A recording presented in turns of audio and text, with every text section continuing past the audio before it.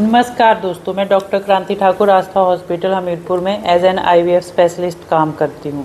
आज मैं आईवीएफ के बारे में आपको पूरी ईमानदारी से बताऊंगी, क्योंकि सही जानकारी ही सही निर्णय लेने में मदद करती है। सबसे पहले समझ लीजिए, आईवीएफ कोई जादू नहीं है। इसमें कोई 100% गारंटी नहीं होती है। कई बार पेशेंट सोचते हैं कि पहली बार में प्रेगनेंसी ठहर जाएगी। ऐसा हो भी जाता है, प्रेगनेंसी ठहर भी जाती है, लेकिन हर बार पहले ही अटैम्प्ट में प्रेगनेंसी ठहर जाए ये मुमकिन नहीं है। कई बार 2 और 3 अटैम्प्ट करने पड़ सकते हैं। आप समझते हैं कि आईवीएफ का सक्सेस रेट क्या होता है। आईवीएफ का सक्सेस रेट जो वो किसी सेंटर पर निर्भर नहीं करता। ये कोई सेंटर का वो यानी कि परसेंटेज कितना सक्सेस रेट है। सक्सेस रेट आप पे डिपेंड करता है। आपकी उम्र कितनी है, स्पर्म की गुणवत्ता कैसी है, यूट्रस की स्थिति कैसी है, एंडोमेट्रियल लाइनिंग कैसे बन रही है, जो एम्ब्रियो या ब्लास्टोसिस्ट बना है उसकी गुणवत्ता क्या है।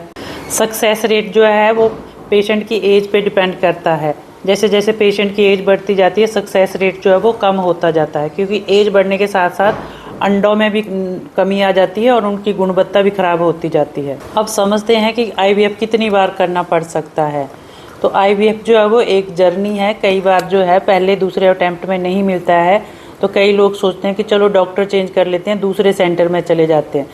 पर जो आपके आईवीएफ फेल हुआ है, उसमें से जो डॉक्टर आपको ट्रीट कर रहा है उसको थोड़ी चीज़ें समझ आ जाती हैं कि ये वाली चीज़ काम नहीं कर रही है, तो वो कई बार प्रोटोकॉल चेंज कर सकता है या आपकी जेनेटिक टेस्ट लिख सकता है जो एम्ब्रियो रखा हुआ है।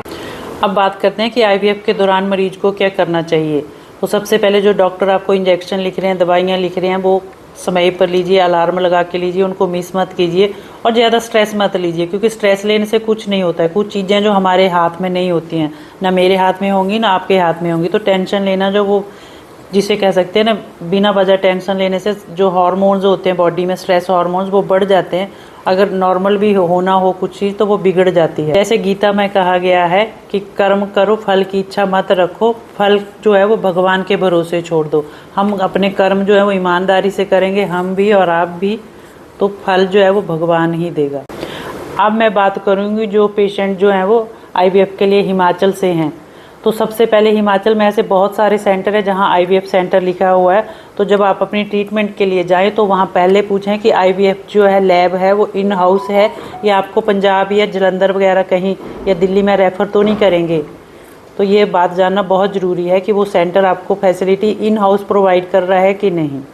हम आस्था हॉस्पिटल में जो आईवीएफ लैब यहाँ हमारी खुद की है और हम सारे सर्विसेज यहीं प्रोवाइड करते हैं।